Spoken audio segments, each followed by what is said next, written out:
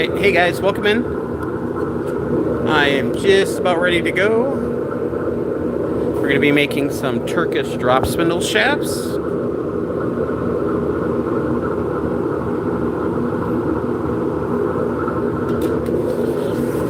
So let's do it.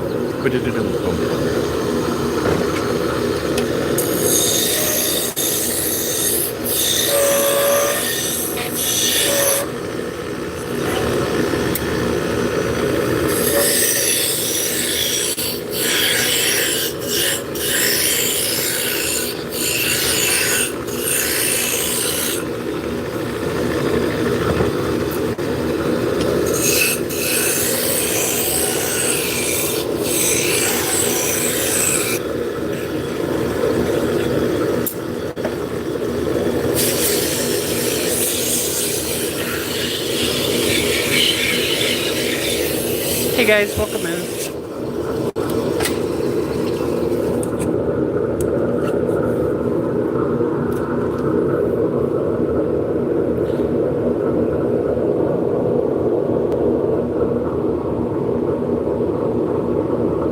Hey Dion, welcome in. How you doing, May? My friend.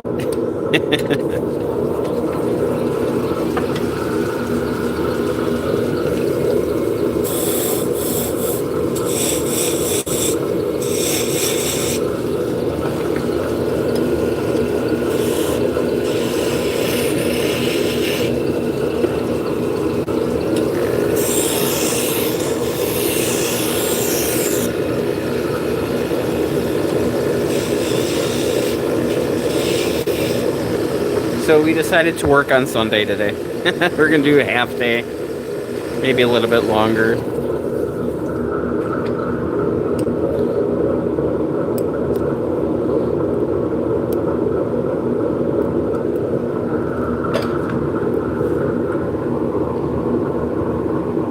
Yeah. We have a month to get about 3 shows worth of inventory done.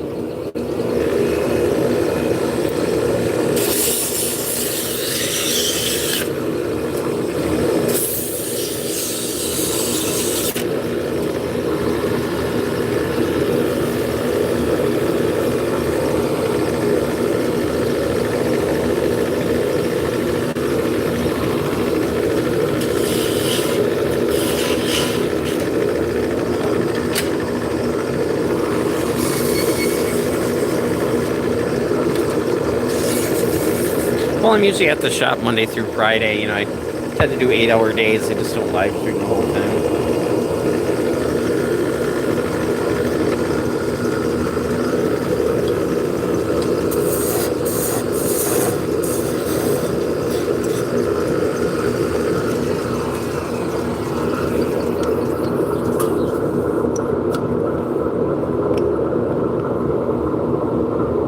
Oh, the last show was good. It was very, very good.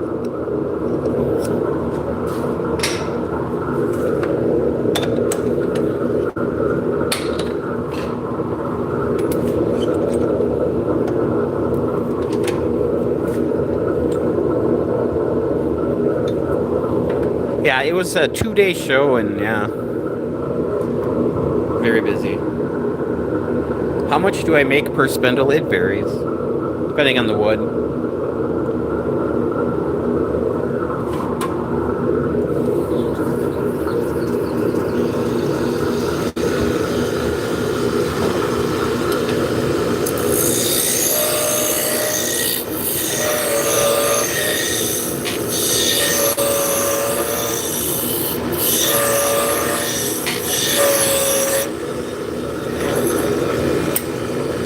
They're a 1/2 inch, so like 12, 13 mil. And these are hard maple.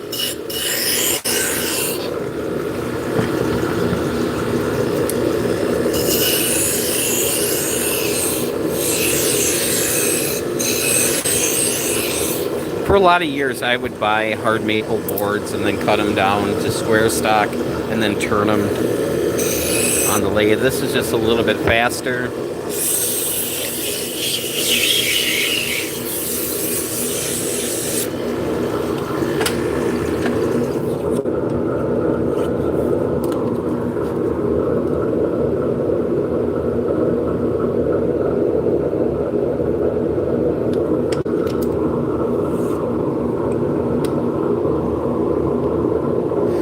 sure how to answer that. I don't think I'm either.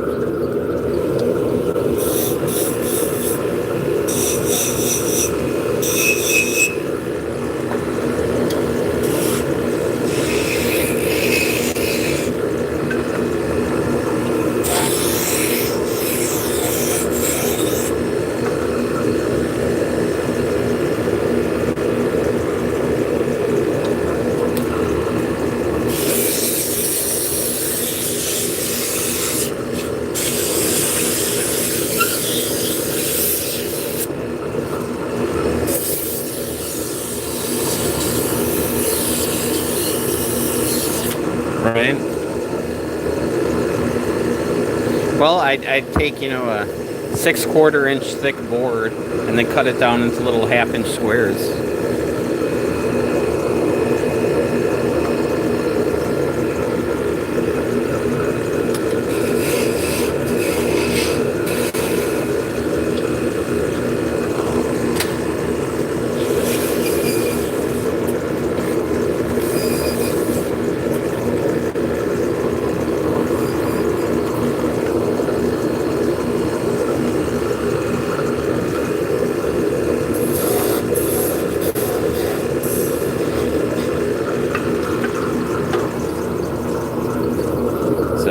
This is a standard. This has black walnut arms. So this is one of my less expensive spindles. I make this in walnut, cherry, and hard maple. Sometimes some other woods as well, depending on what I got laying around. So, yeah, these are the most affordable ones I make.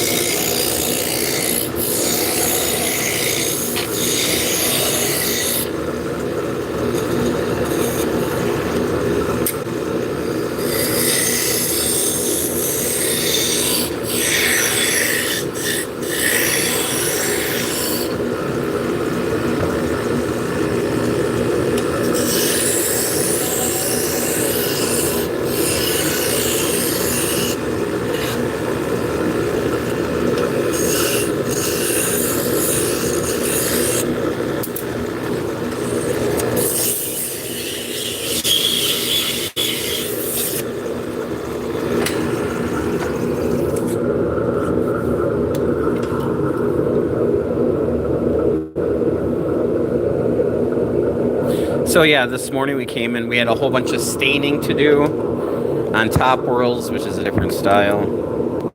So we got all the staining done. I have to put a clear coat on those. Probably before I leave tonight, we'll let them air out overnight, and then we should be able to ship those out tomorrow, I would imagine.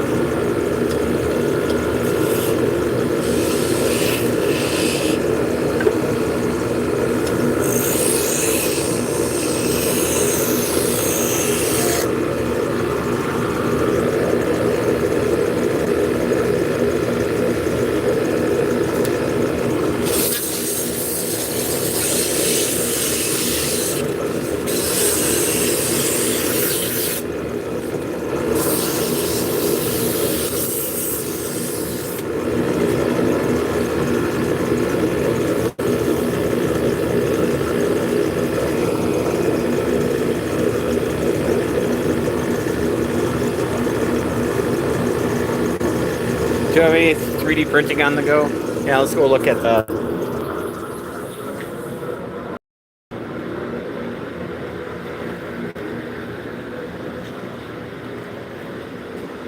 So yeah, we're printing some more little sheep. I'm going to be printing little sheep pretty much every day. I give these away and make earrings out of them, stitch markers.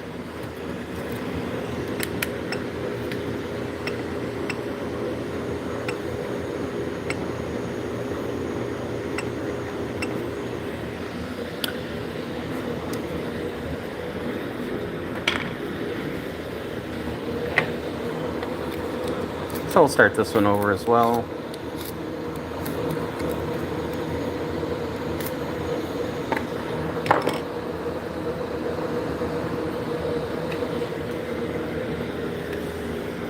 So this single arm here's got 1 minute left. And then we started some more dragons in the morning. So we got another 7.5 hours on these.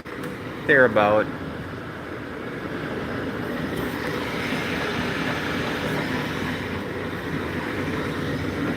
So this roll of filament is probably going to run out before the end of the dragon. And it'll switch over to this roll. So it would have 2 different colors on it. Which isn't a bad thing, especially if it's like towards the end, then all the little spikes will be a different color.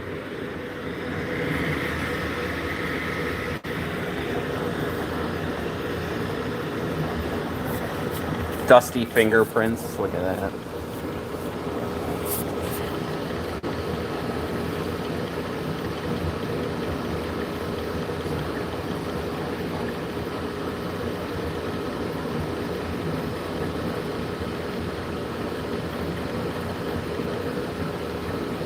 Hello, welcome in. Alright, so this one just finished, so we'll pop that off. Kind of easier to do with 2 hands, but there we go. So we'll come over here and just reprint, start that right away.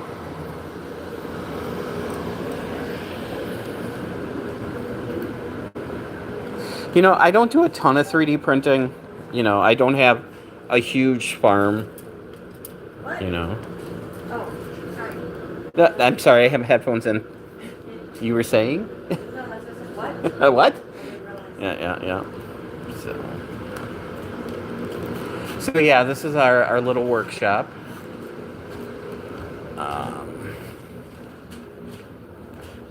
So the front area here, we do have people in here on occasion to you know,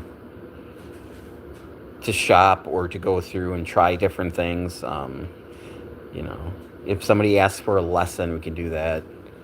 So right now we're kind of just everything's scattered. We just got back from a show. You know, we've been home for a little over a week, and yeah. So originally we were going to put shelving in here, but we thought a big comfy couch would be better. So yeah. So we do our packaging up here. These racks are where we store our product. So that's Etsy, that's Shopify. So we got a full basement. We use that for finishing. It's damp, it's kind of gross. So we got the 3D printers over here. Over here we've got the bandsaw, table saw. I don't do a lot of work on the table saw, so when I break down the wood, I will roll that out, hook up a vacuum cleaner to it, and then roll it back. Little recording area over here for when we're doing tutorial videos, project videos. So the reason I got the Bauer stuff over here is I don't want people to think they've got to spend $1,000 on a scroll saw if they're just starting out. So got a CNC machine here. This is a Shapeoko 5 Pro, which we don't stream using that. It is kind of loud. You know, chop saw, router table. And then that's my production scroll saw. That's where I tend to do a lot of my work there. We got several. There's a laser engraver there, and there's one in there as well. And then we got a wood storage.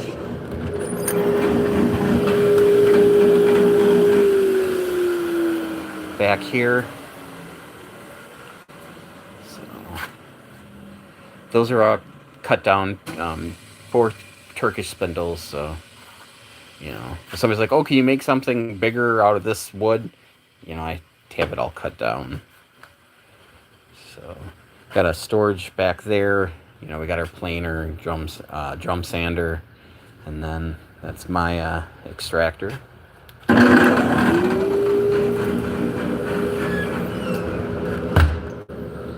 And then we've got a sanding area here, including, you know, the Fordham.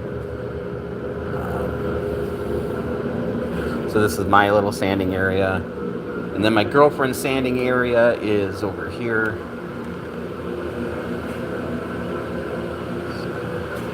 Talking about the laser engravers. So yeah, there's a CO2 underneath the tarp. We don't use that a whole hell of a lot. Then we got an X tool, F2. No, I'm sorry, we got an F1 and an S1 in here.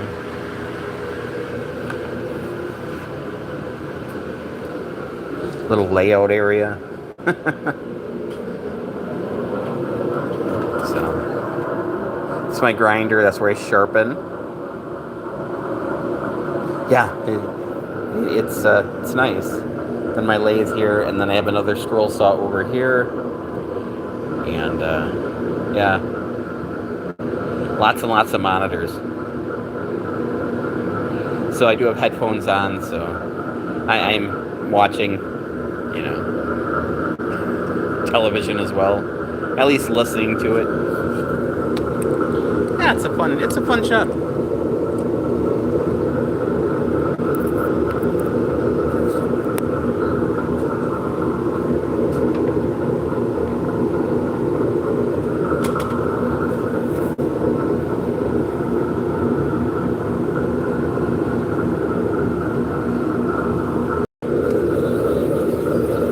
The only thing I don't have in here is a bar.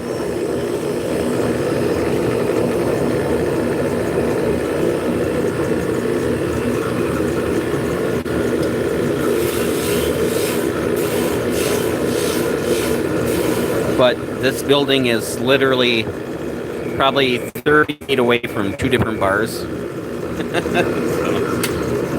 I'm not a big drinker, but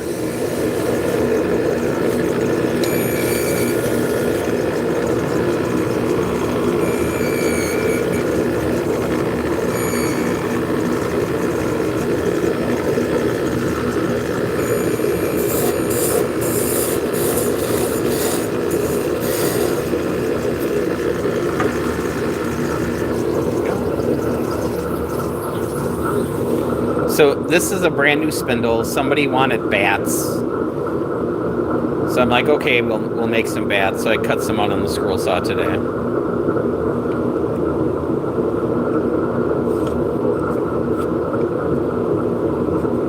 So we now have bats.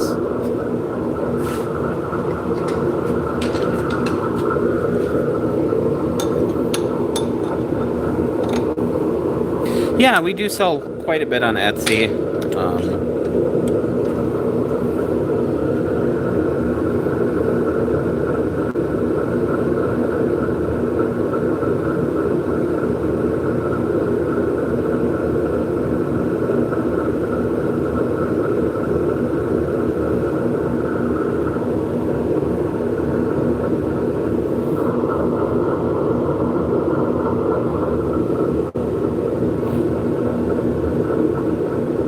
Yeah, so we've had 27,000 sales. Granted, it's taken us 12 years, but yeah, we do pretty good on Etsy.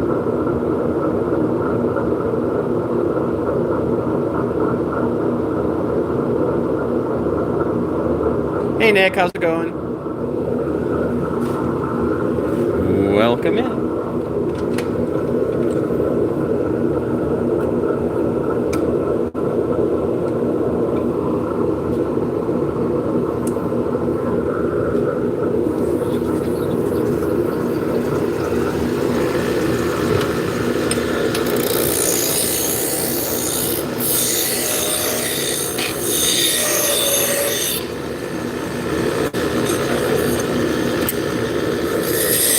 So this store on Etsy has been around since 2013. I started on Etsy actually in 2008. So before the Spindles, I had a store called Vanish Woodworking. I made a lot of wooden signs and toys. And then I kind of got sucked into this whole Spindle thing. Haven't looked back.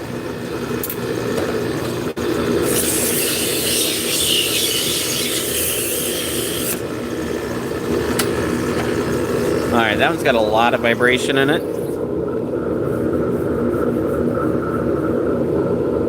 So this one's not going to work. Not a big deal. We'll save this half. I'll be able to get a smaller shaft out of that.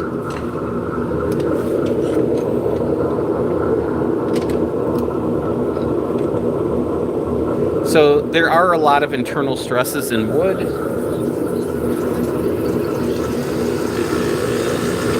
So they're not all going to turn out.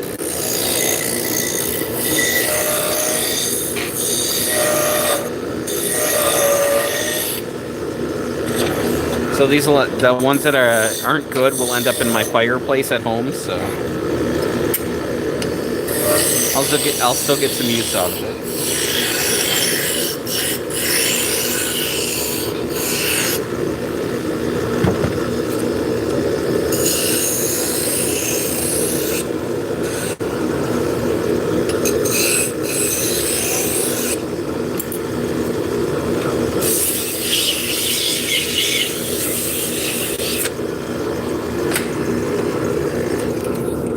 So this one's good.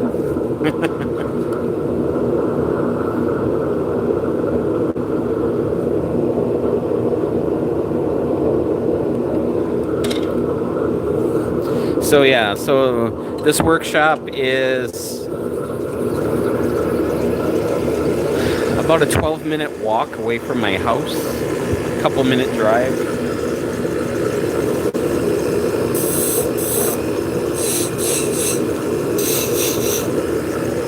So prior to this, I was working out of the house. It's kind of nice to have a specified place, so our house is now a house. It's no longer a spindle factory.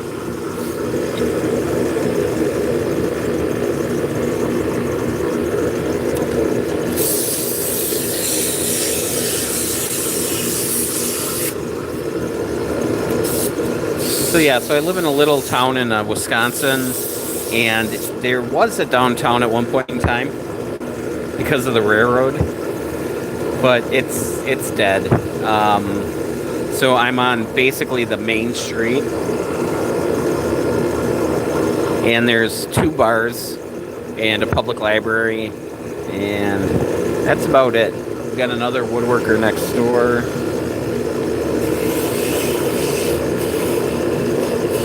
We recently, it just closed. We had a bakery across the street that did like all the rolls and stuff for like all the restaurants around here, all the supper clubs and stuff.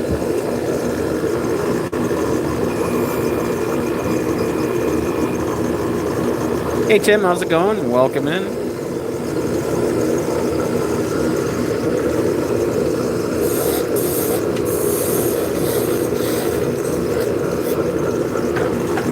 So growing up, this building was, well, originally it was a grocery store back in 1900. So when I was growing up in the 80s and 90s, there was actually a silk screening business in here.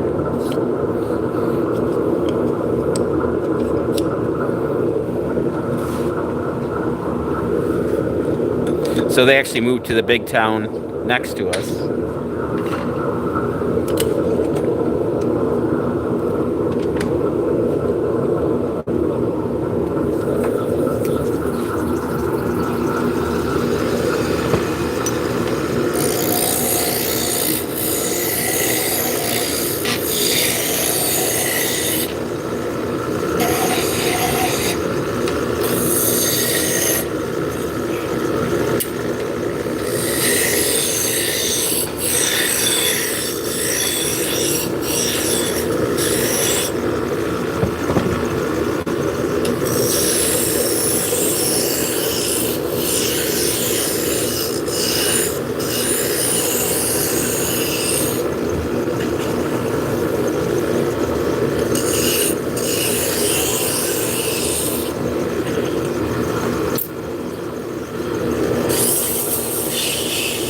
So yeah, if you're new to the stream, my name is Scott. So this channel here is about making stuff. I do tutorial videos. I will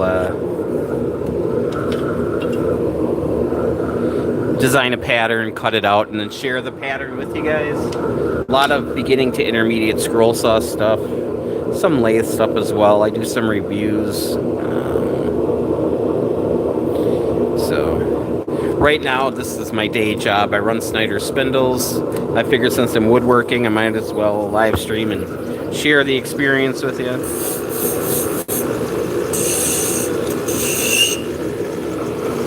So in about a month, we have 3 shows that are back-to-back-to-back weekends. So we are not going to be making any long format videos in the next month or so.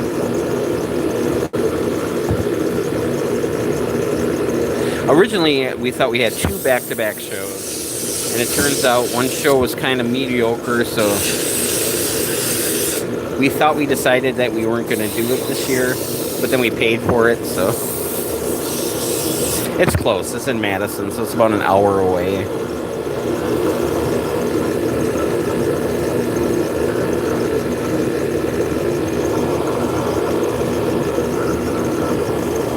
Yeah, so we have a Madison show one week, and then the next weekend we'll be in Chicago.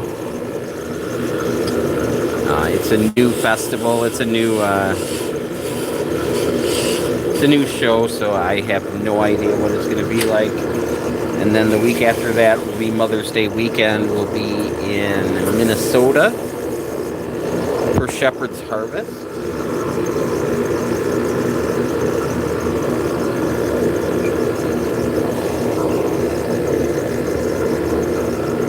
And then the weekend after that, we're going to be driving to South Carolina to spread my girlfriend's dad's ashes. So it's going to be a pretty hectic couple months here.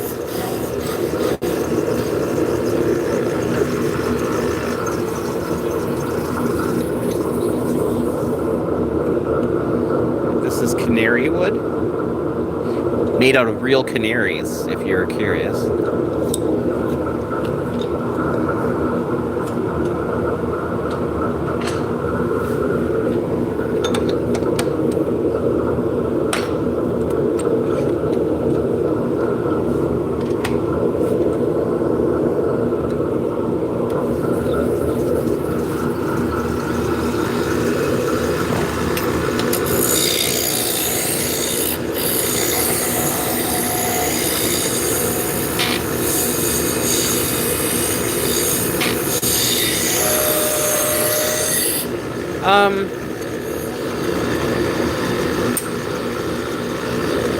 So Madison is a pretty big town.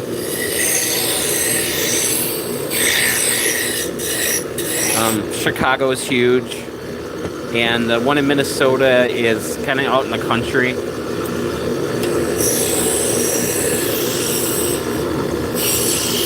These places are cities. So Madison's in Wisconsin, Chicago is in Illinois, and then the Minnesota show's in Minnesota. I can't think of the name of the county it's in.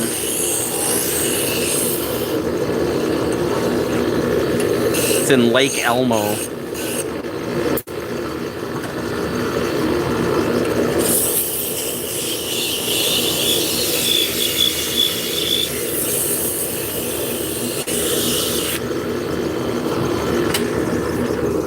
Little vibration, we'll be able to get a 6-inch shaft out of this one. Hey Mike, welcome in.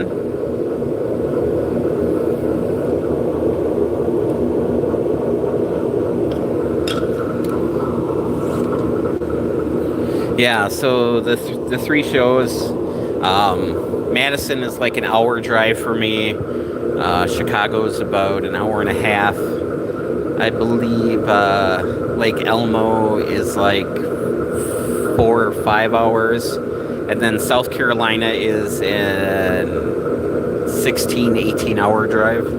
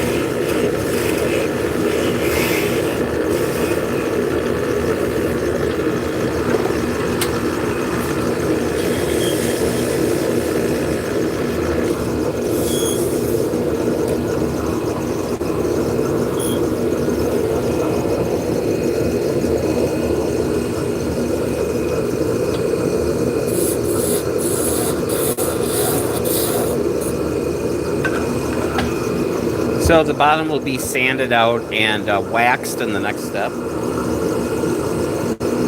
So putting the shavings on there, it's burnishing. So think of it like a friction polish. It makes them very smooth.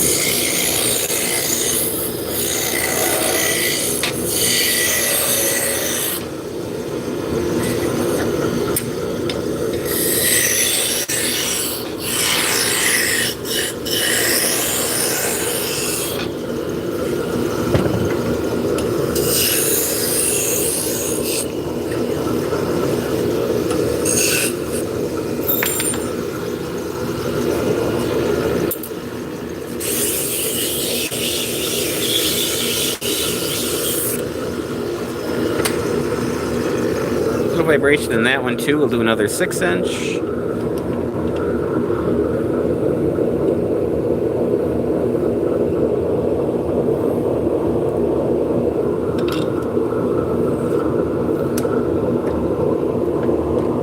Yep, so as far as these shafts go, I make a 4 1/4, a 6, 7, 8, and then a 10. There's some other ones that are like not standard production spindle sizes.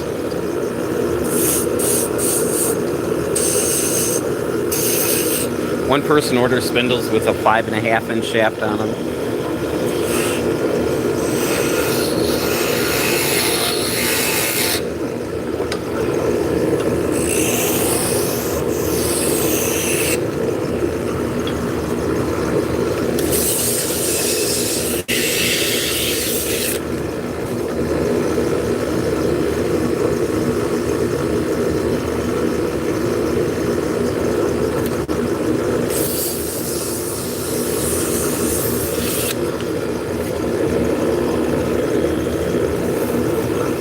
So these are all hard maple. I do make them out of exotic woods on occasion.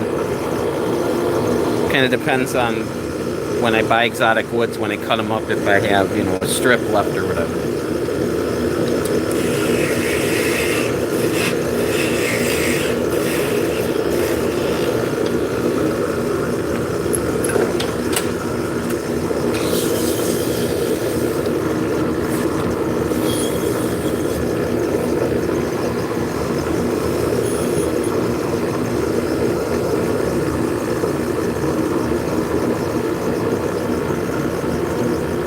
It would.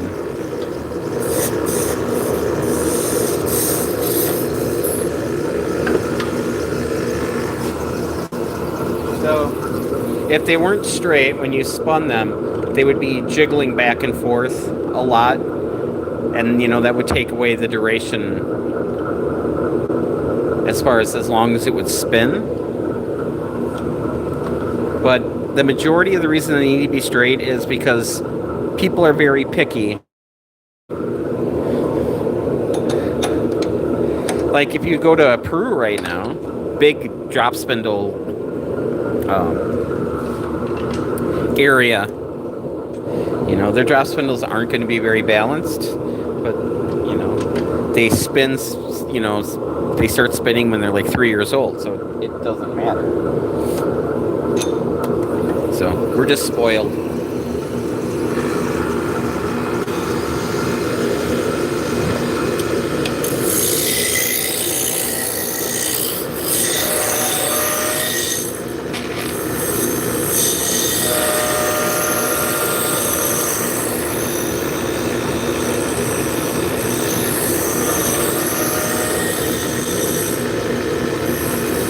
Urbane, how's it going? Welcome in.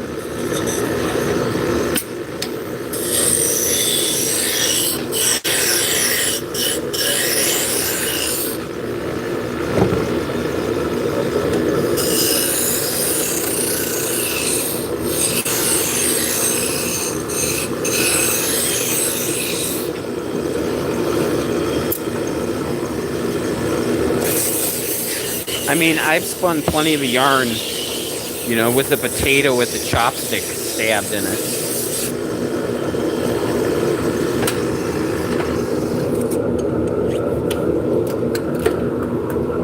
Does it work? Yes. Is it enjoyable? No. Other than the fact that you're making yarn with a potato.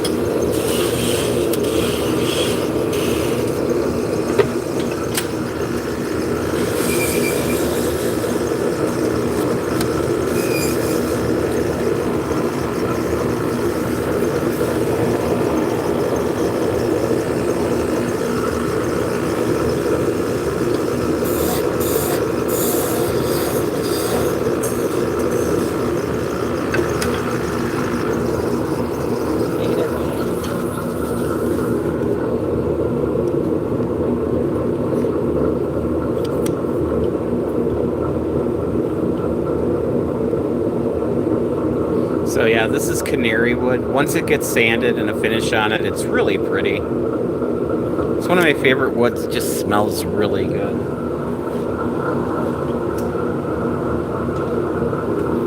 Kind of smells like sweet tarts mixed with like buttery popcorn.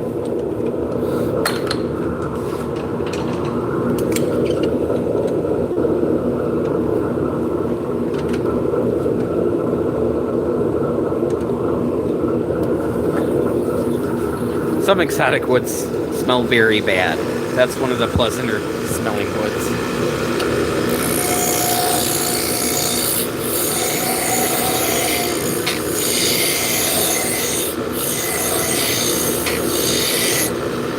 I am sensitive to some rosewoods, not a lot, but East Indian rosewood I'm allergic to. I don't like working with bloodwood. It smells like burning rubber. What's the most expensive wood you would work with? Probably ebony.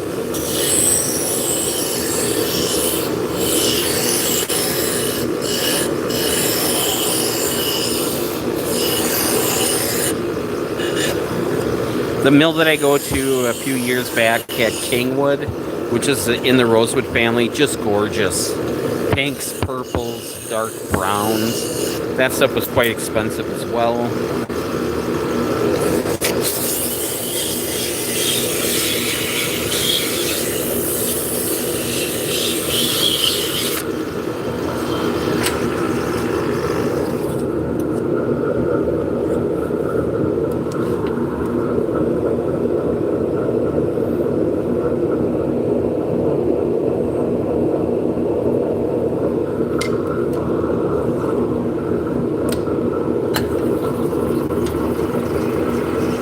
Do I make many in ebony? Not a whole heck of a lot.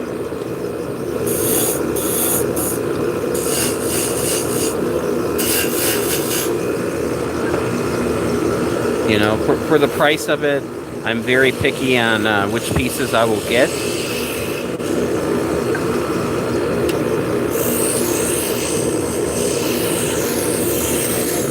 But yeah, so out of ebony, a $40 spindle becomes a $100 spindle. Maybe even a little more if it's got an ebony shaft. So they're a kind of a specialty thing where people would have to ask for it. I don't keep them in stock. I'm not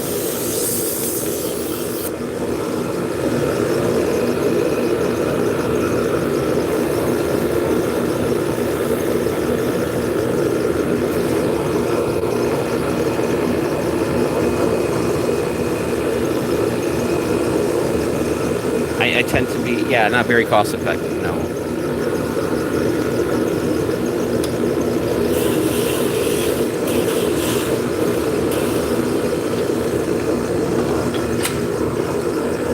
Yeah, I'm definitely not trying to be in the high-end market. When I first started making them, I realized that there's really not a lot of middle ground. Either people are making them, you know, really cheap or very expensive. So that's kind of the sweet spot I want to stay in.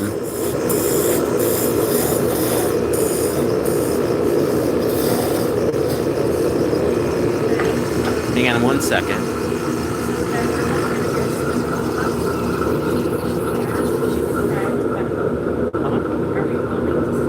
Yeah. We don't have any Tibetans, but that's right. All right.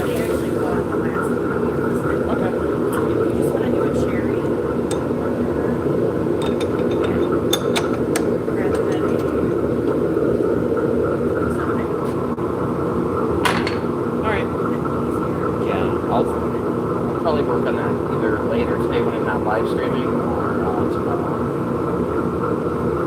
I can't believe you don't have any. They're all gone. Yeah, one. I just did one. We have top ones. I didn't realize we're out of Tibet. Yeah, I can make more. It's just I want to work on shafts today. Thank you, honey.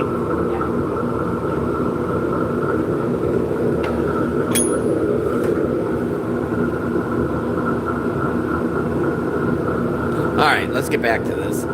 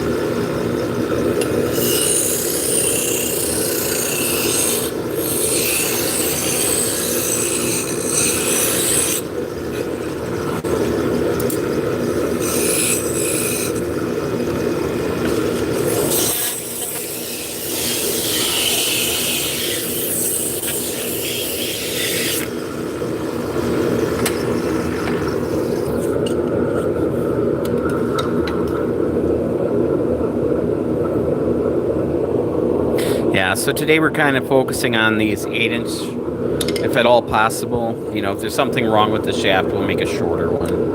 But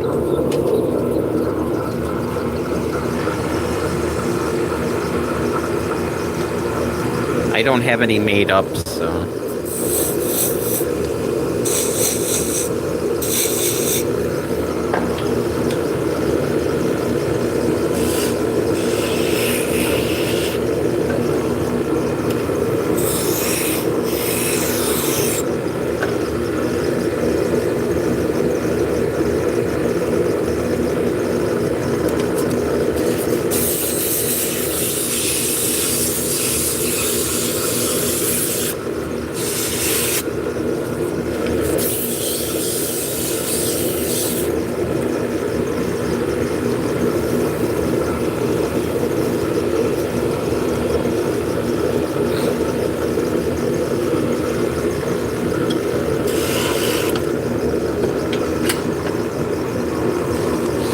What's the most popular size?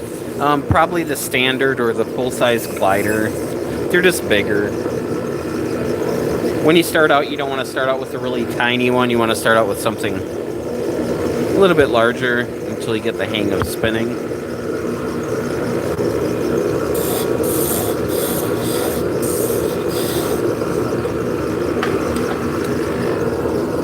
You know, the standards.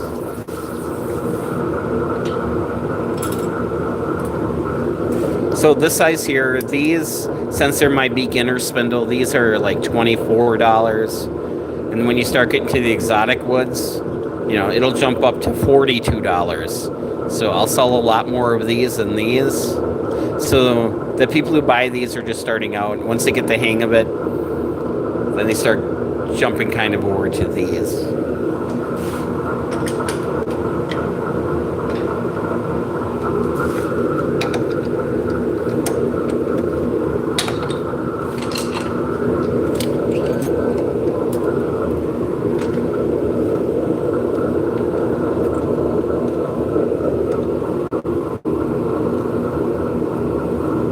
Hey Mike, welcome in. So, I sell a lot of Turkish spindles, but I make other types of spindles as well.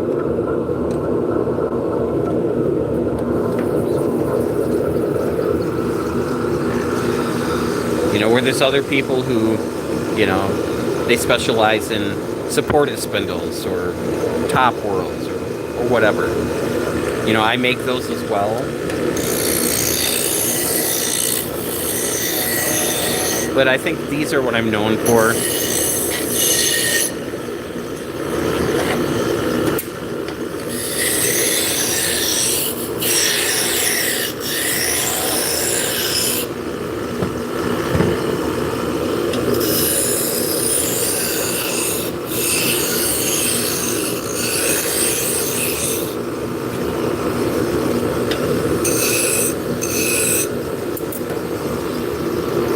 So with the Turkish, you know, the arms are cut out on the scroll saw. I mean, you could cut them out on a bandsaw and then use a mortising machine to make holes in the middle.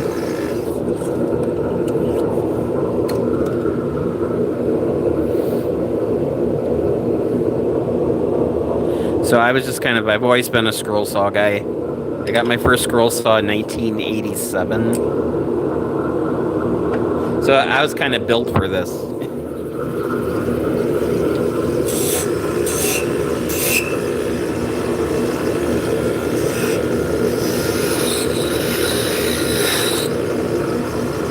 So after this one, we'll run over, check on the 3D printers, see how they're doing.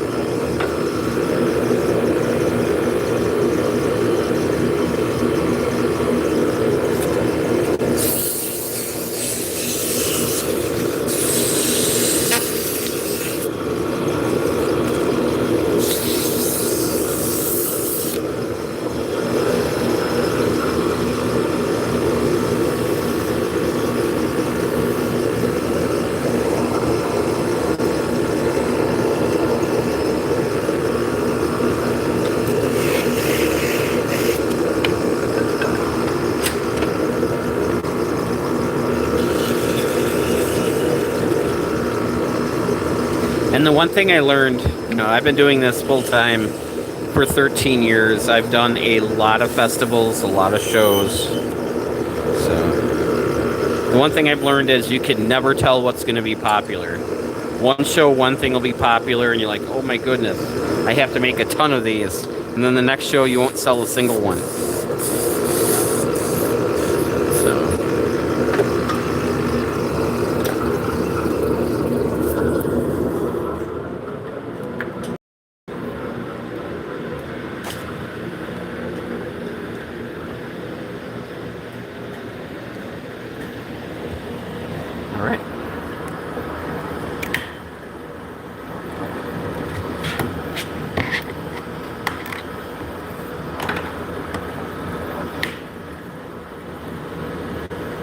So these are 1 yard nitty knotties. So you would take two identical pieces and put them together. Dragons should be down to 7 hours, 6 hours and 40 minutes. Then we're making some little sheep.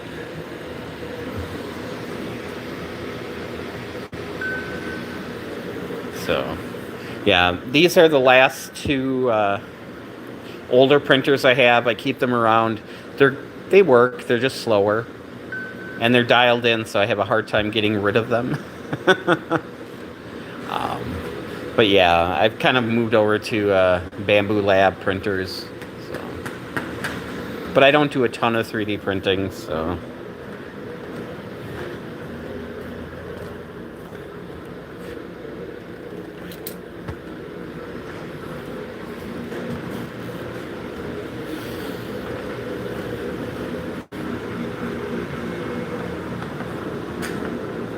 What speed do I print at?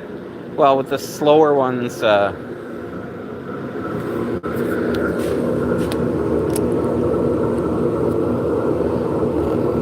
couldn't even tell you. The Bamboo Labs, I just use their standard, their normal high speed. I don't do ludicrous mode very often.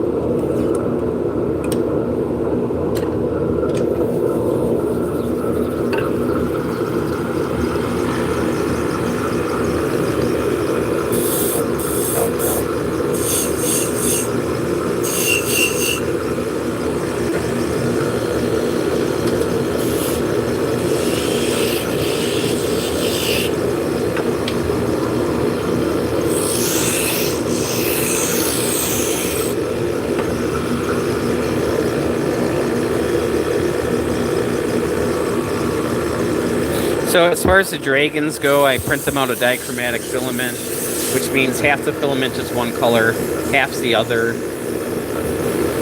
So it's like split in half. So a piece of spaghetti, draw a line down the center, and then one half would be one color, the other half would be a different color.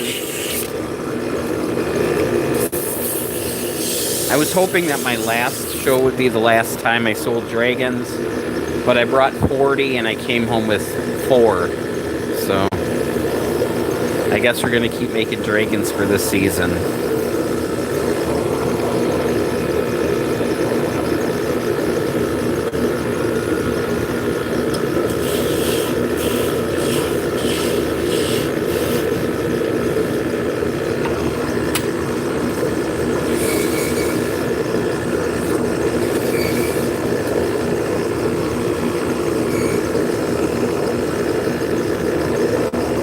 I don't want to be a big 3D printing toy maker. That's not my thing.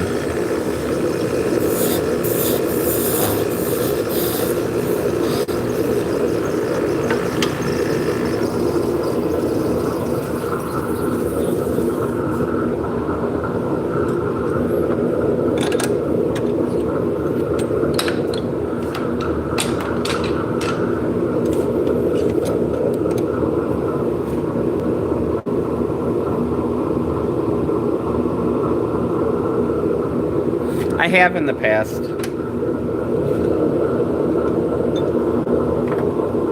Yeah, so I found this really adorable little 2-color dragon and made eggs. You know, they were tiny. Well, they were about the size of duck eggs. I did those last year. And then I had them in a Easter basket that looked like a chicken. They sold okay.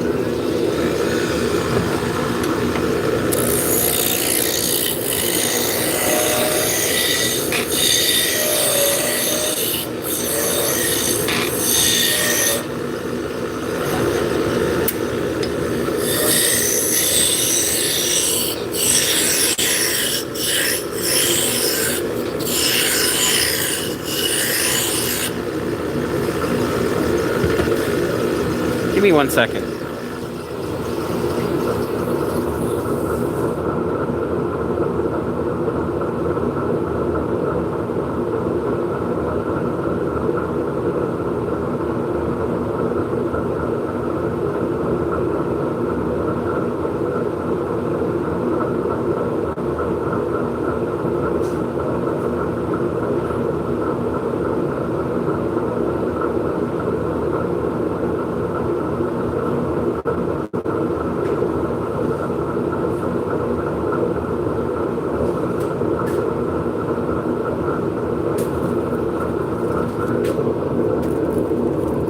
So, yeah, these are the dragons I'm making. They're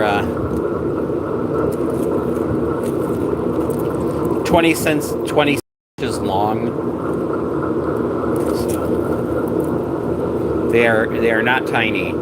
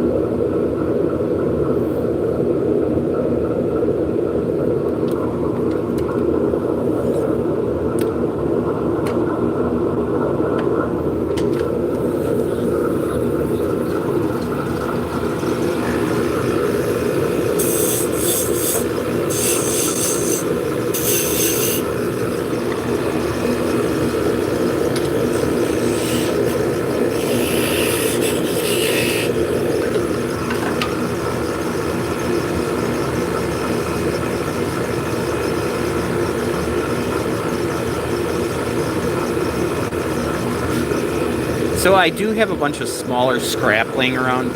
So I'm going to be making some batches of these kind of things, these little shelf sitters. So laser engraved on the top and then cut out on the scroll saw.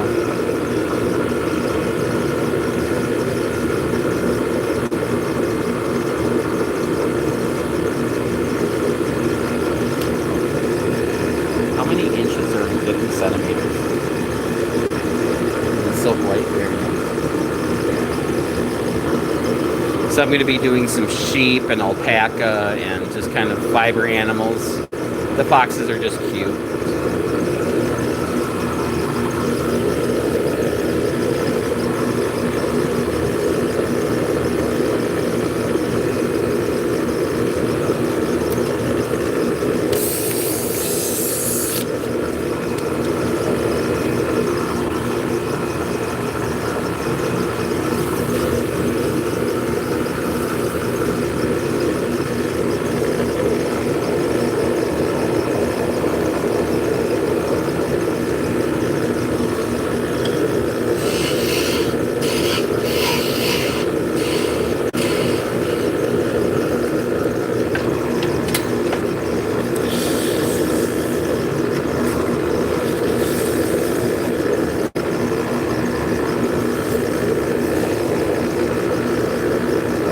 So I saw an ad for a new belt style 3D printer.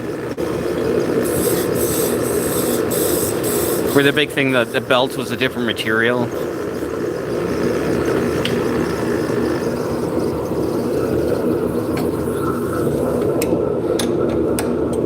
I wouldn't mind getting a belt printer just for the fact that it doesn't even have to be the fastest printer in the world. But, you know, I could make smaller things and just have them dump out and just leave it running 24/7.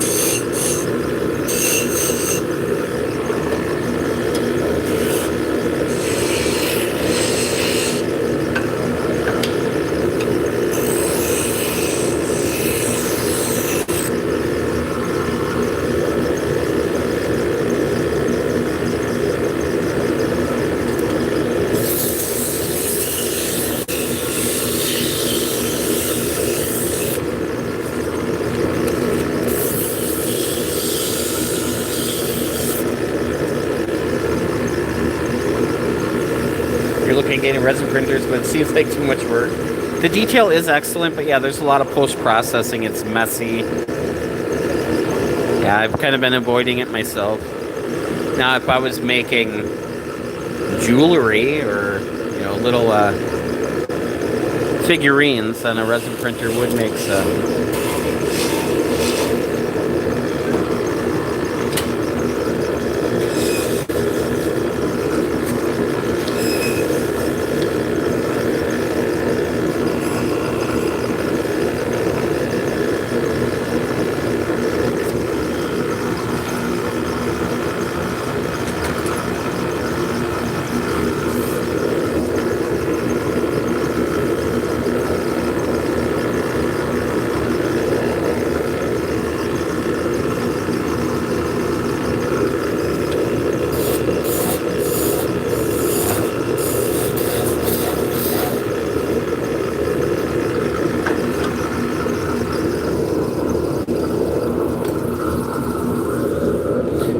So after you print it out, you have to wash it off, and then you have to cure it.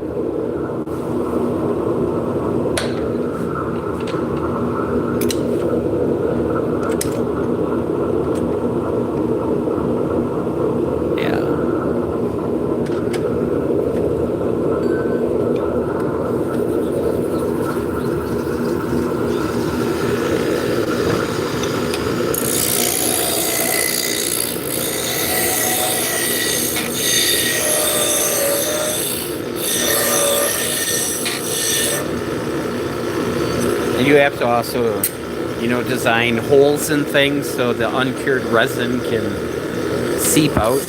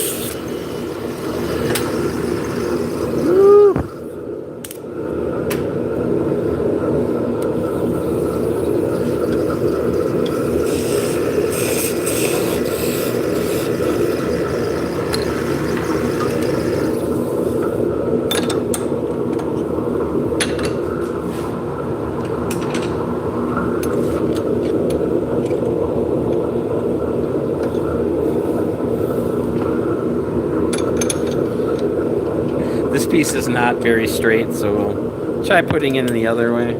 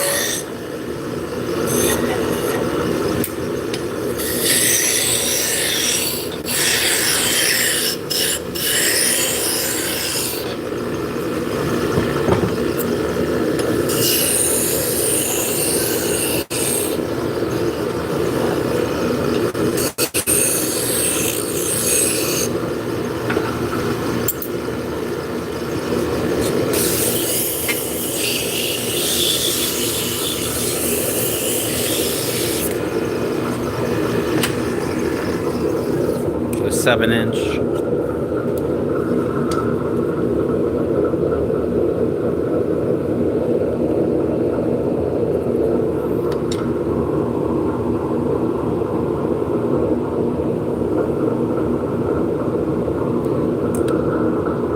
Hello, Sabrina. How's it going? Welcome in.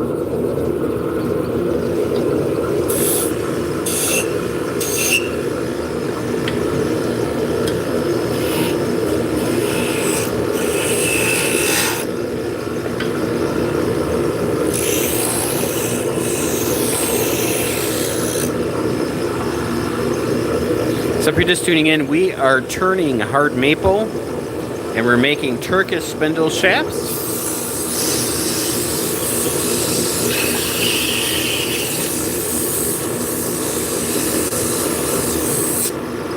Oh yeah, yeah.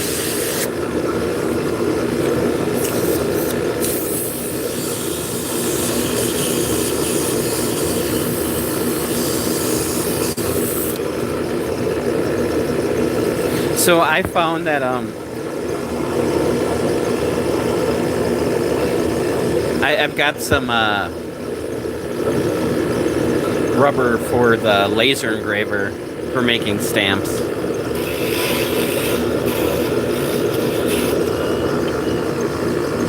I've made some rubber stamps.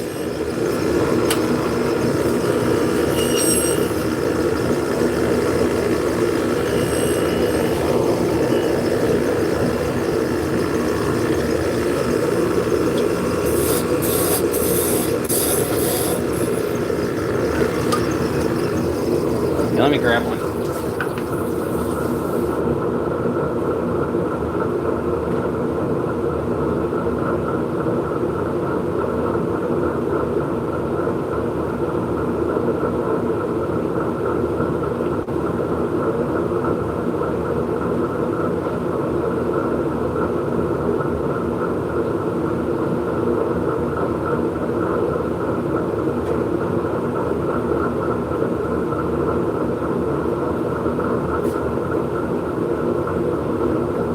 You can tell today's Sunday.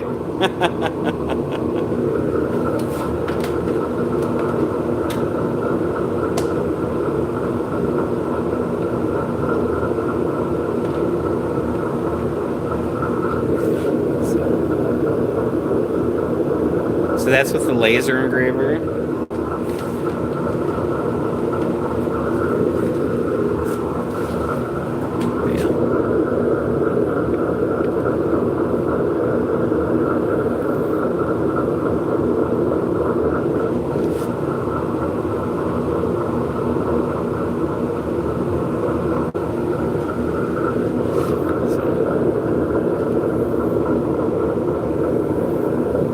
You know, if this was flat and not holding in my hands. But yeah. So. Of course, I need a little stamper, making Turkish spindles.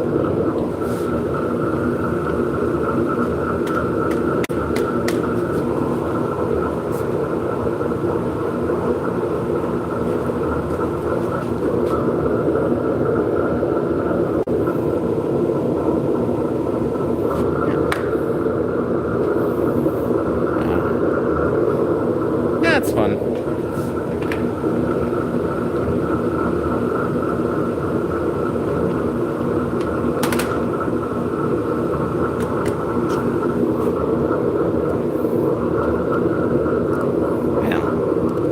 I gotta clean them up. But yeah, rubber stamps are fun.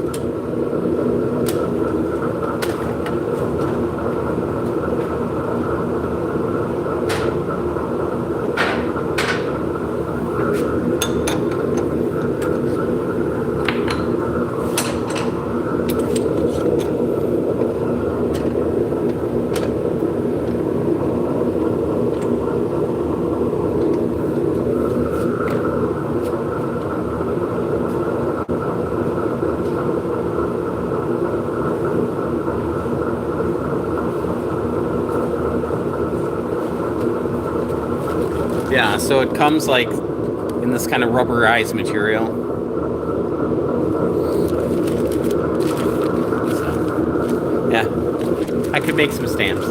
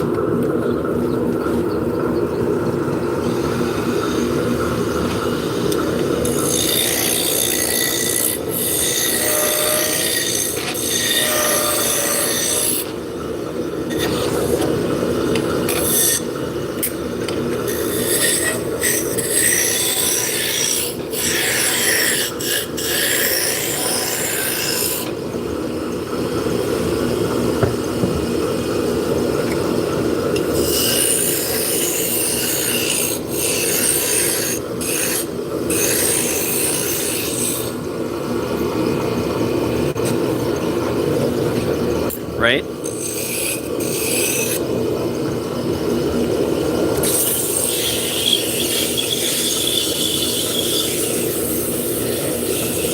You know, and I sublimate like coffee cups too. So I make coffee cups with goofy, you know, fiber-oriented things on.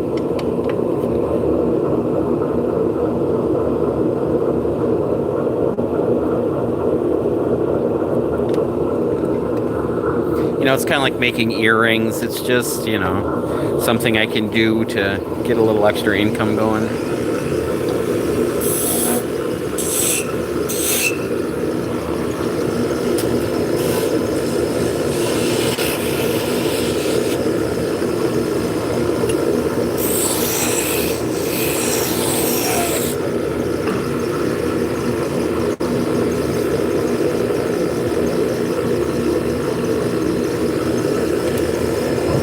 I like eating. That's what it's more about.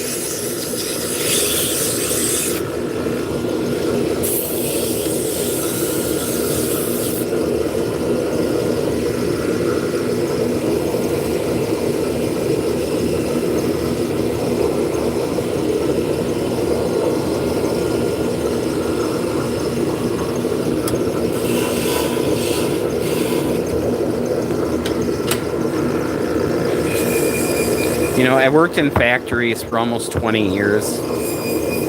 I'm willing to make some earrings so I don't have to go back and work in a factory for another 20 years.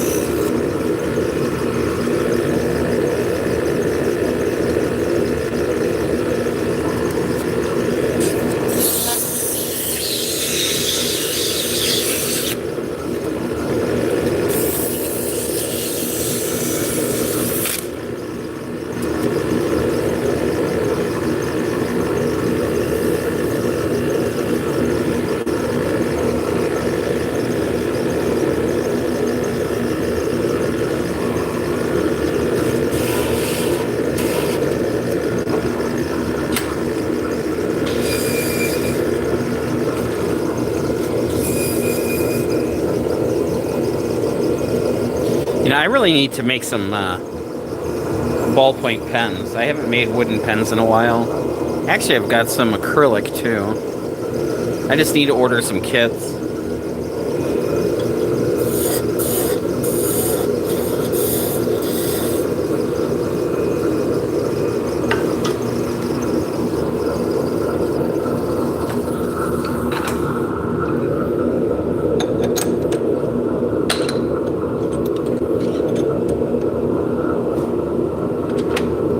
So my biggest thing is I want to use up as much of the material that I buy as I can.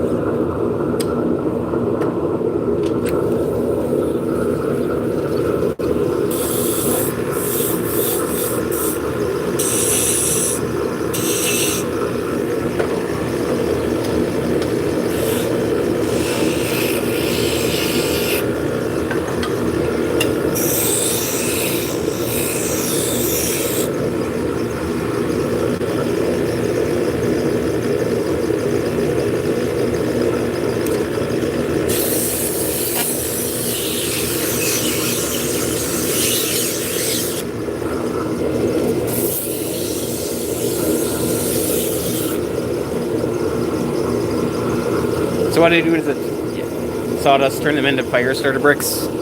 Yes.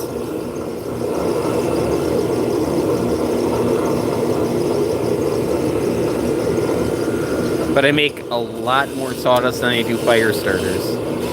Because the fire starters I just make for myself. I'll just mix with wax in little Dixie cups. I mean, they burn for like 15 minutes. They're great for starting fires.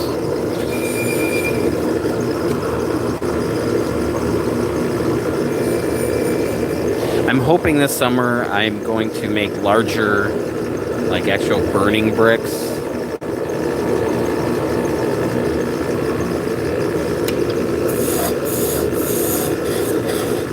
Because I've got bags full of sawdust I need to do something with. Either I'm going to do that out of it or I'm going to start, you know, start making a mulch pile.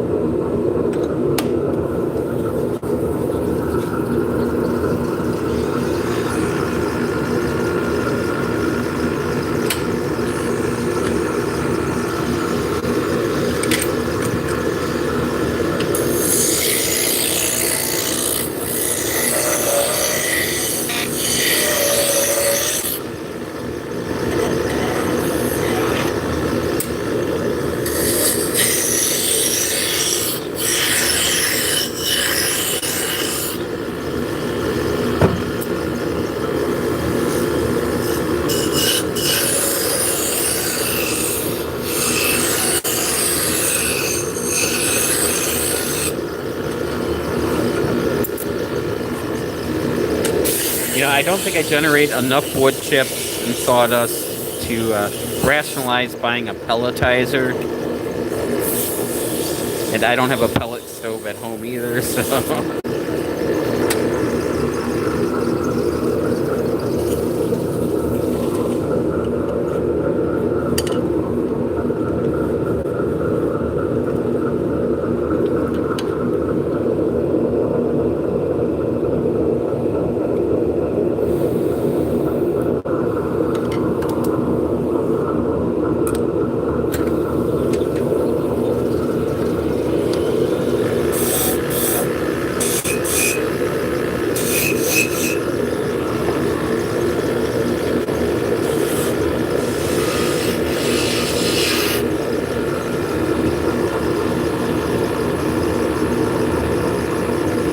Hey Mike, how's it going? Welcome in.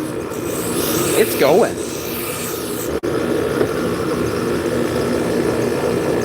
Just knocking out some shafts today.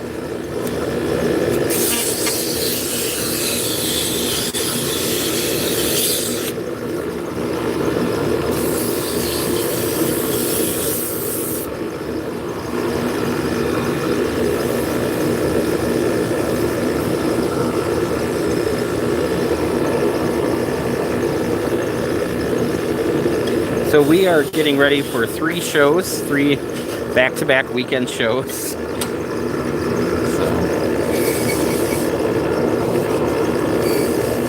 I have been live streaming quite a bit more because I have to stay focused and keep working. So I'm trying to live stream about 2 hours a day.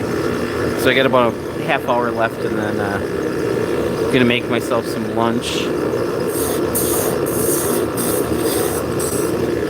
We had a late breakfast, so. I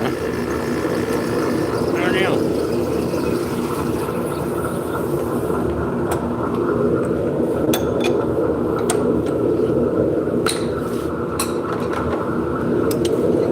So if you're just tuning in, we're turning hard maple today. Trying to do 3 days a week.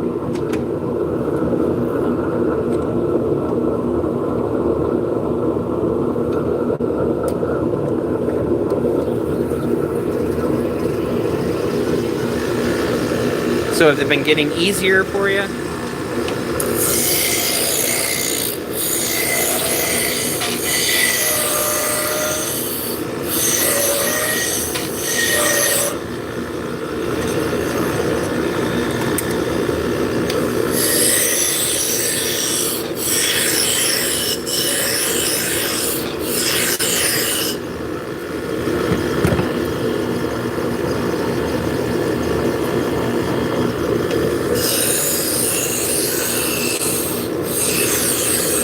As I'm sitting here reading and nodding, I have to remember I'm just hands.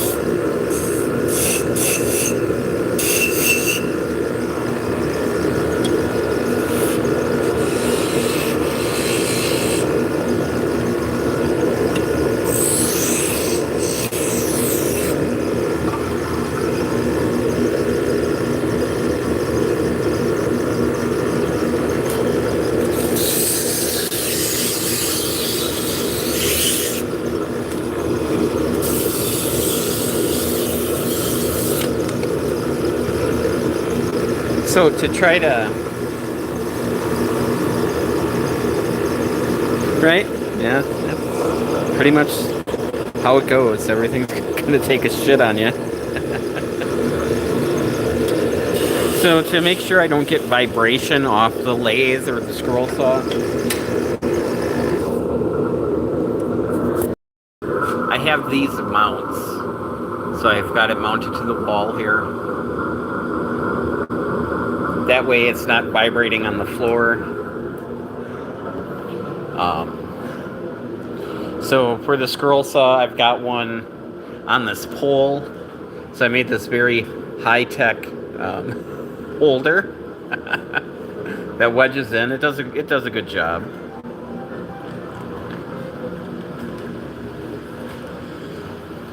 And then over here, I put a French cleat across. So we've got a holder here. And then, you know, I've got other cameras set up as well. And since it's on a French cleat, I can just pop this whole thing off if I don't want it on there.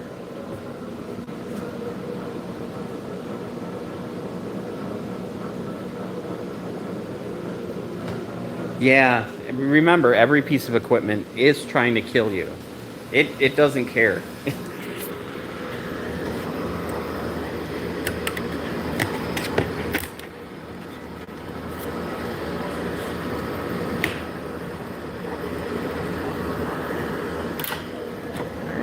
since we're here, we'll start this one up again. Because we need some more green sheep in the world.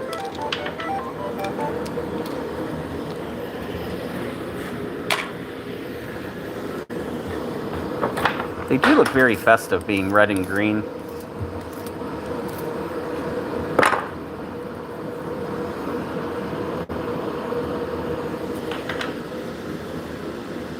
Yeah, the little ones, they're not too much. And these are about a half hour.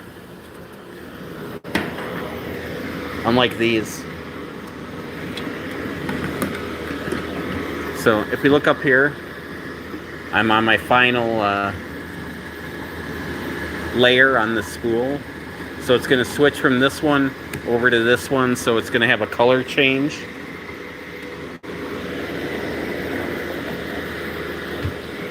And this one's got a little bit more on than that.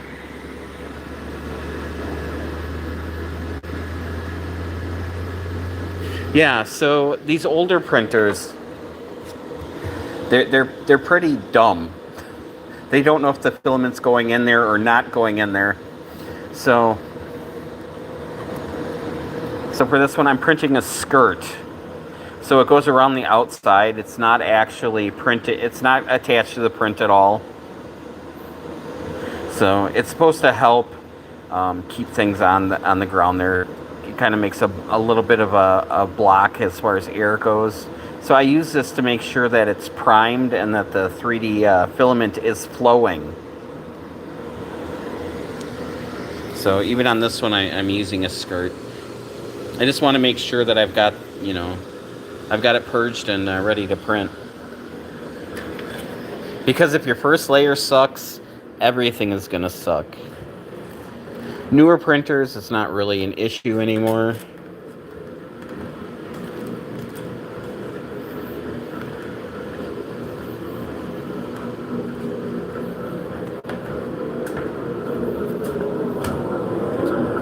Yeah, 3D printers have gotten a lot smarter over the years.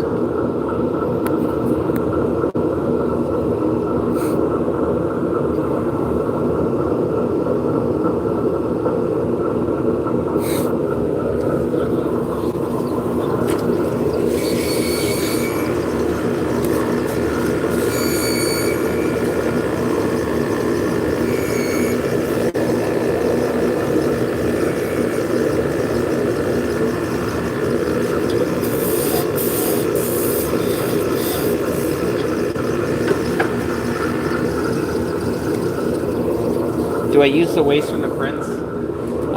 I have melted it and put it into silicone molds before to make like skulls.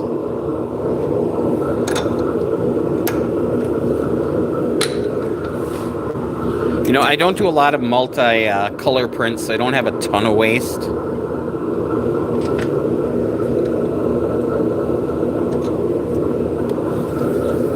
But if I'm doing a multicolor print, I'm going to end up with a lot of printer poop from it changing. So in that case, then I would.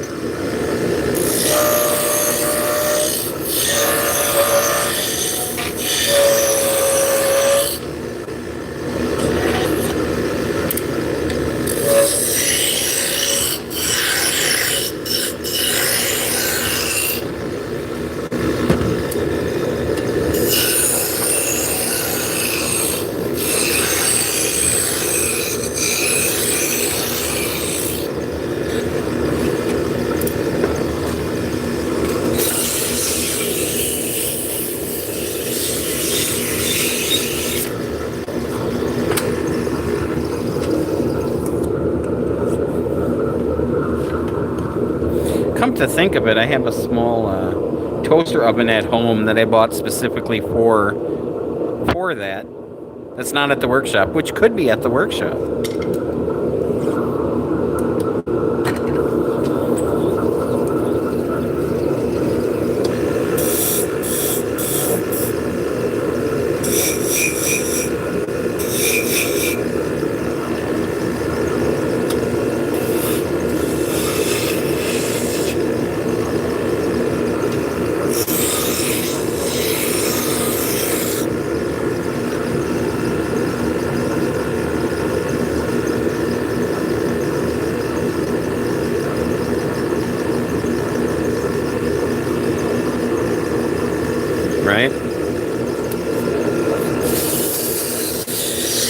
Yeah, if you're doing like 4-color prints, even with the newer ones, you're still going to make a bunch of waste.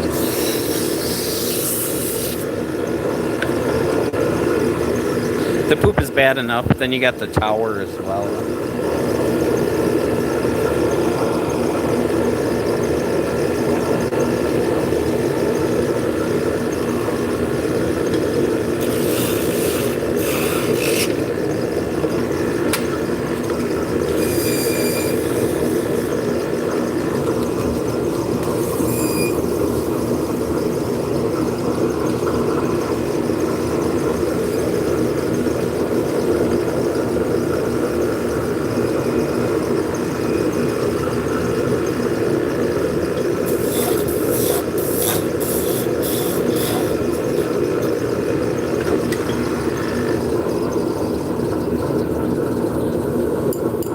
Using different kinds of filament at different colors.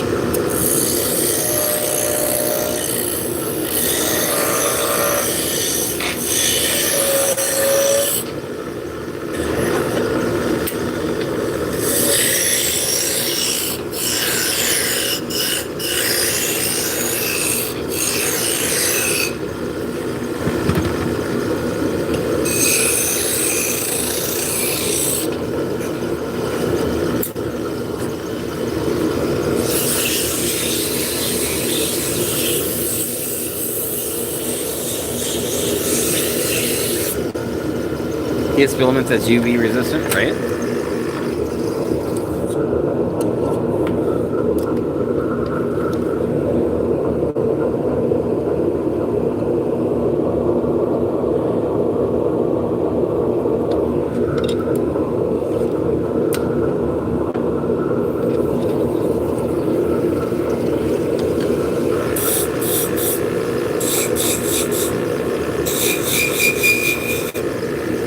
Yeah, it's like some filaments like nylon, you know, they're really, you know, heat resistant, very strong, and you have to dry them, and they're a pain in the butt to use.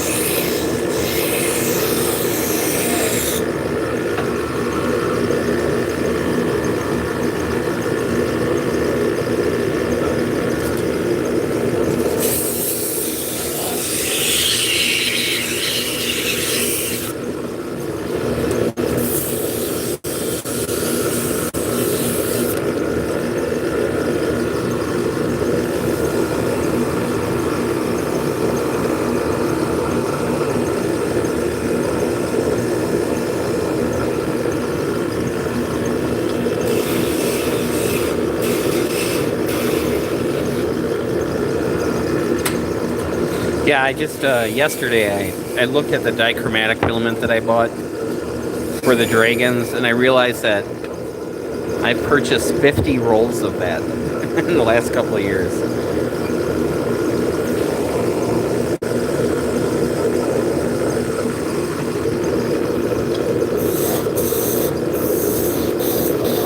Somebody was asking if it was decent filament, and it was like, well, I've had a couple rolls that I've had issues with, but, you know, I've used 50 rolls, so.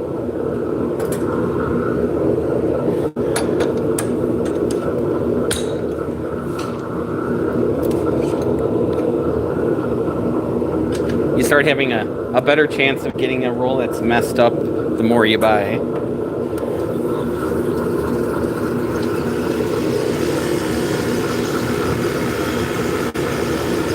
Oh, cool.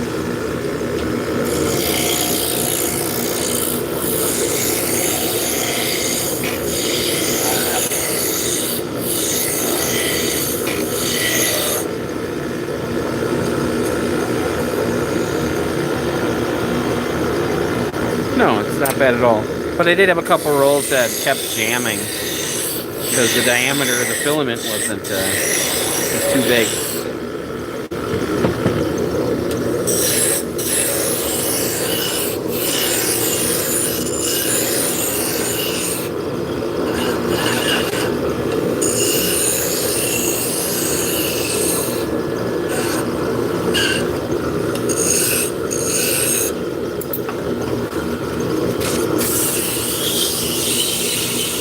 Yeah, I'm still buying it, so it must not be too bad.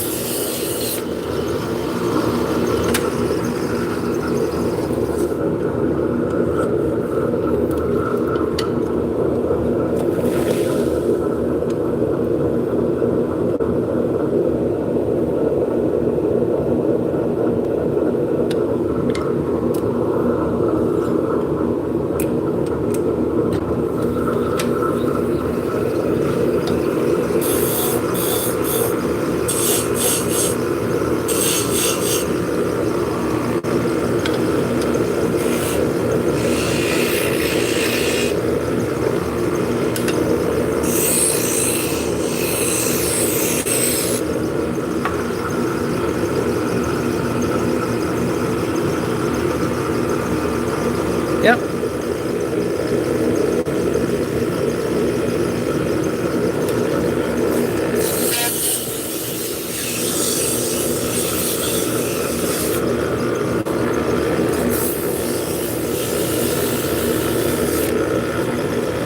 I mean, I just had a roll of Hatchbox filament that was wound like garbage and kept jamming. I mean, that's good stuff. Life happens.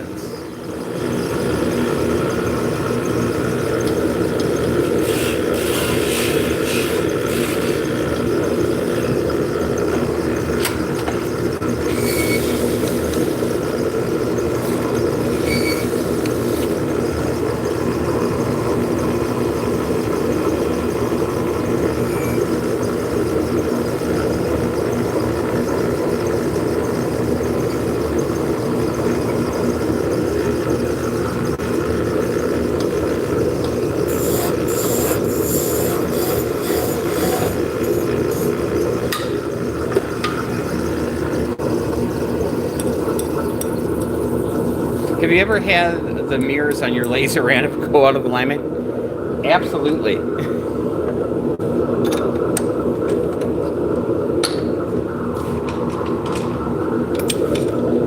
Yeah, my CO2 laser just, ugh. Yeah.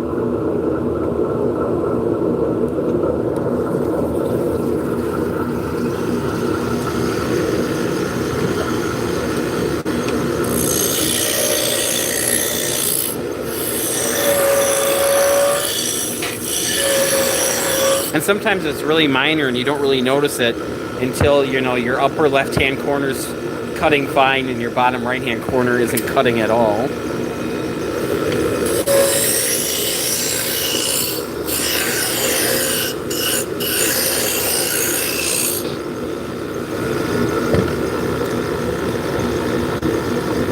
Ooh, that's not good if it's coming out of the top of your machine.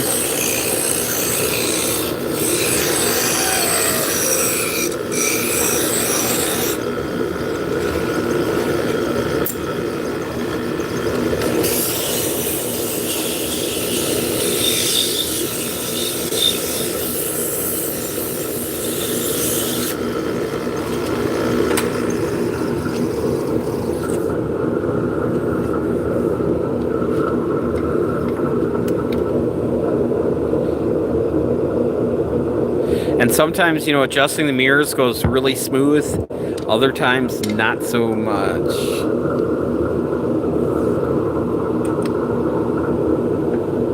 So I use thermal labels and then cut little pieces of thermal labels to put on there and then run real low current.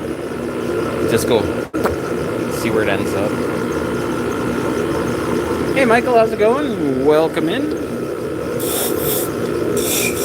We are hanging out on the lathe making some shafts for Turkish drop spindles today.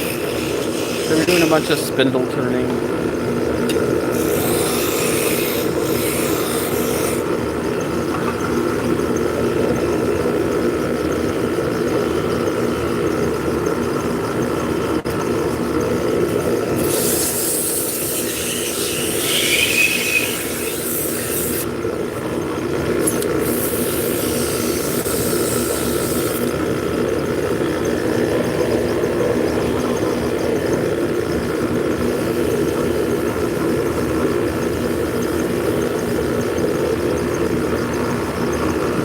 Yassine, hello, welcome in.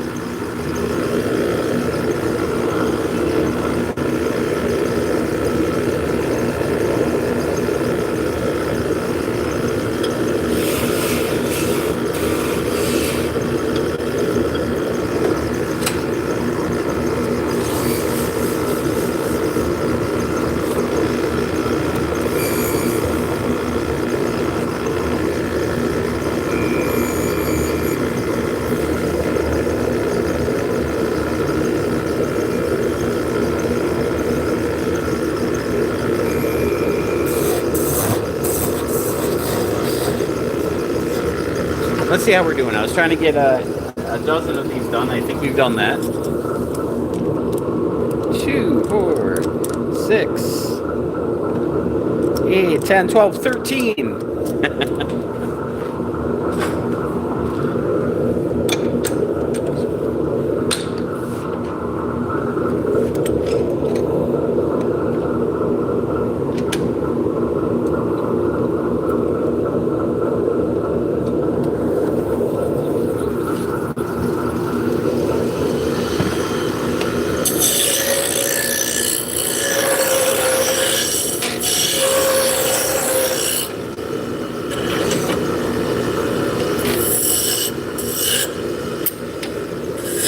I don't have high hopes with this one.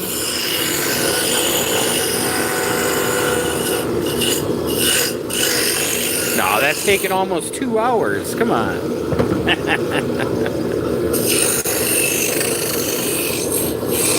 I guess I've been doing a lot of talking today, too.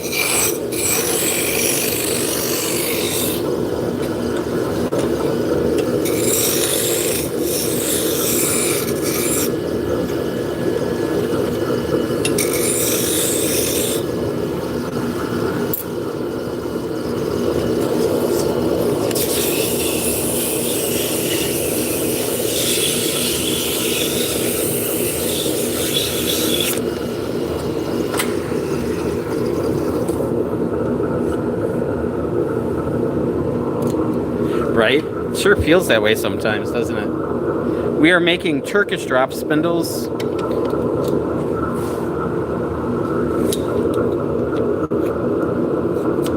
So this is what one looks like when it's done. This needs sanding and finishing. But yeah, this is what it looks like. It's used to spin yarn with. So this is what came before the spinning wheel. So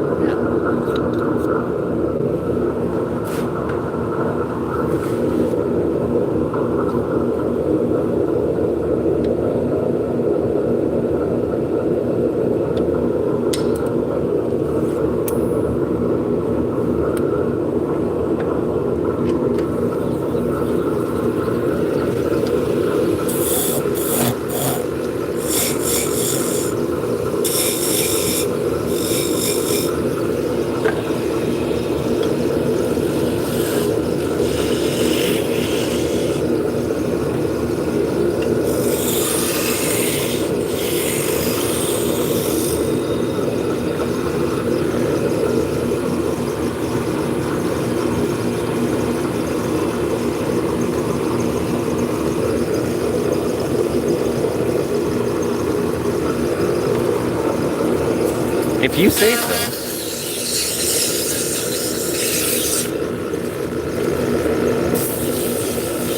We could call them cross-arm spindles too. The size that I'm making, it would be more of a Mediterranean kind of size.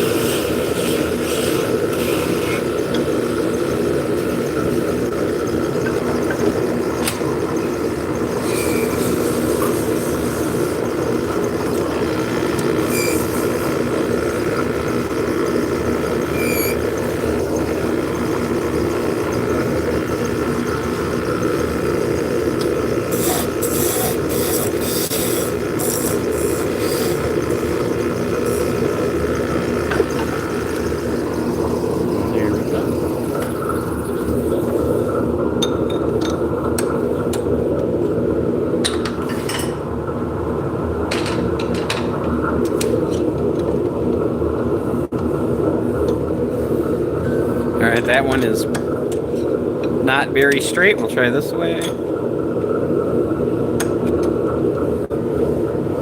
It's about the same. So this one I'm just going to cut in half.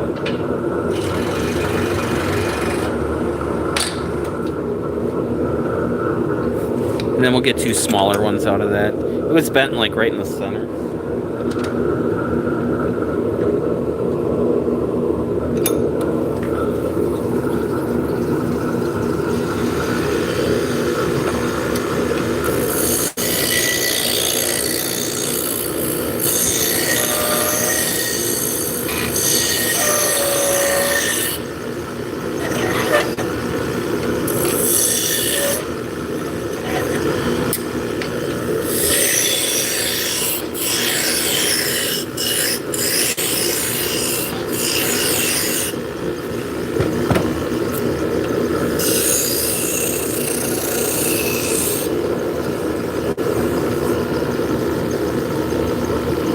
Do I ever use larger diameter dowels? Sure. That makes something bigger, yeah.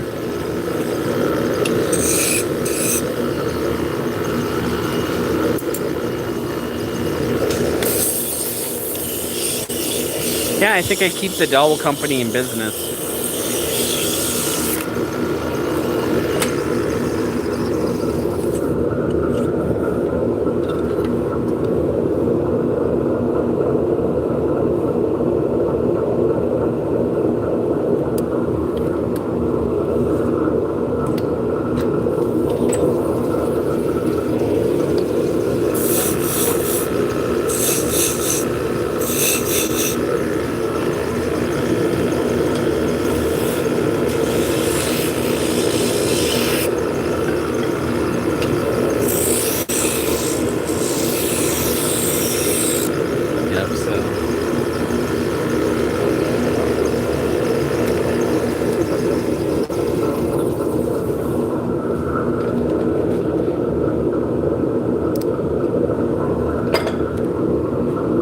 So I'm just going to use some little wire here to burn in some decorative lines. Yeah, that one does have a... Well, it actually uses this dowel. It's just much thicker.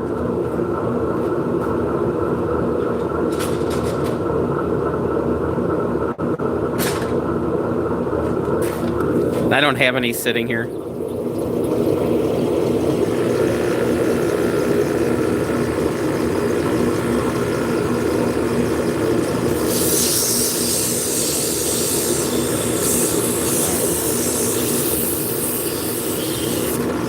Let's see. Your spinner, and you have a spinning wheel. So where do you get and sell mine from? I sell on Etsy, and I also have SnyderSpindles.com, and we also do some wholesaling. So we also sell them in some yarn shops and several festivals as well. So SnyderSpindles.com is just in America.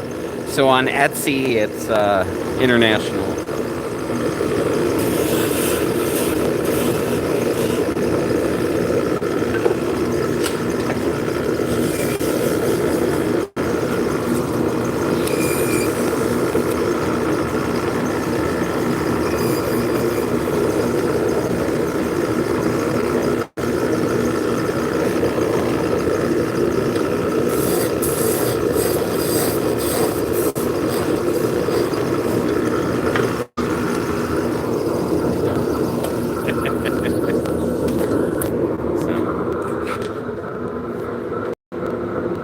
I have a couple spinning wheels.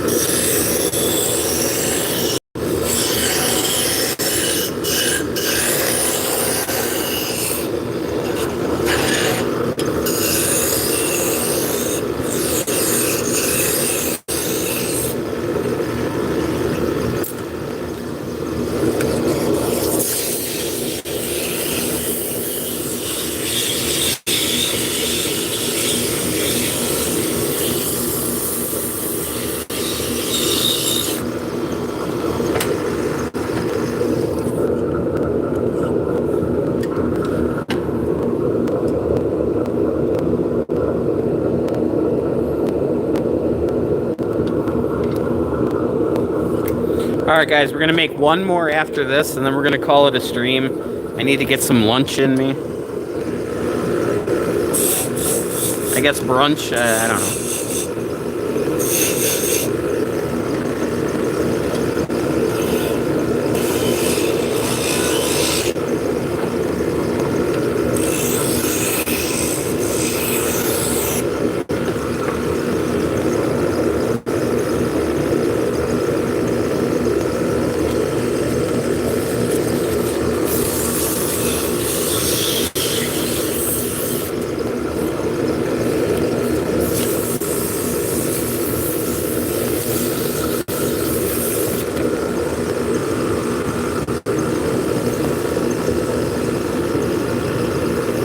All this hard work makes you hungry. Yeah, that and the fact that it's almost 3 o'clock. We did have a late breakfast.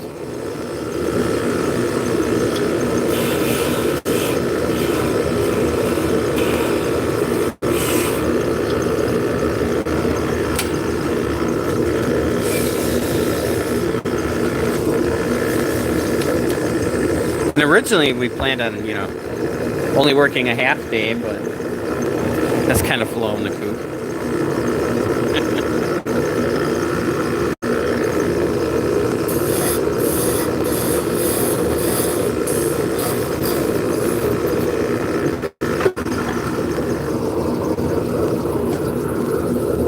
Uno más!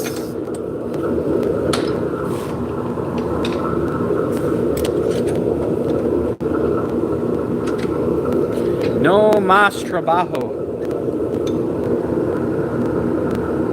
Yeah.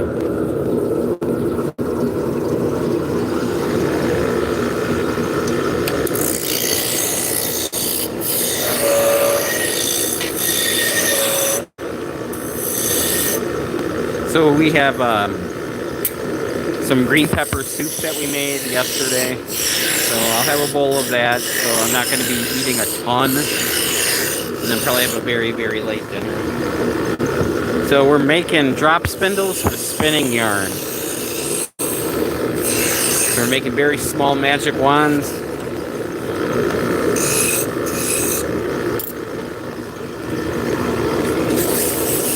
So these are, you know, concealable magic wands, so you can sneak in and Leviosa stuff. We can do a 6-inch on that one.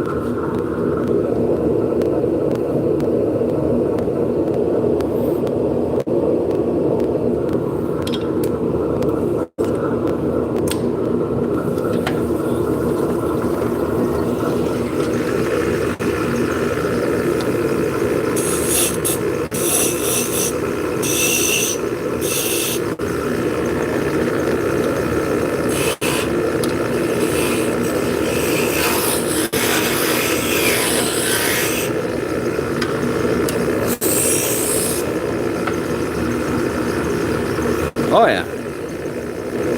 I do enjoy the lathe quite a bit.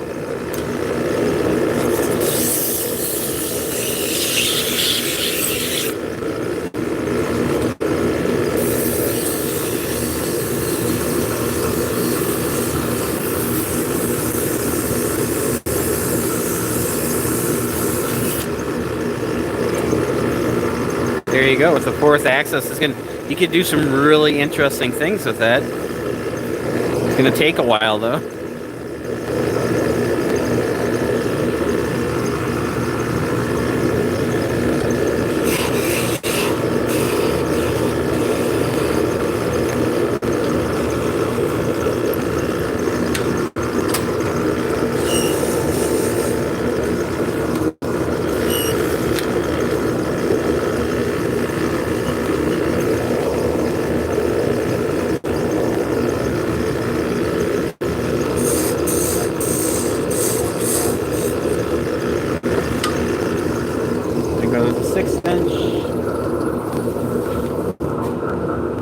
Alright guys, I'm going to go have some lunch. Thank you so much for hanging out with me today. And more than likely I'll be back tomorrow, so hopefully we'll see you then.